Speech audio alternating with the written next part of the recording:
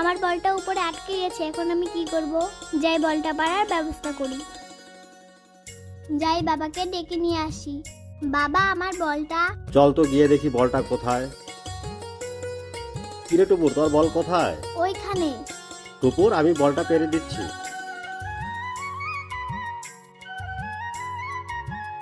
টুপুর, এই নে তোর বল। চল টুপুর, আমরা এখন বাড়ি যাই। উরি বাবারে, ইস কি ব্যথা, ইস কি ব্যথা। আঙ্কেল আঙ্কেল তোর কি হয়েছে রে? আঙ্কেল, ওই যে। এই যে এটা, যেখানে ব্যথা পেয়েছে সেখানে লাগিয়ে দিবি।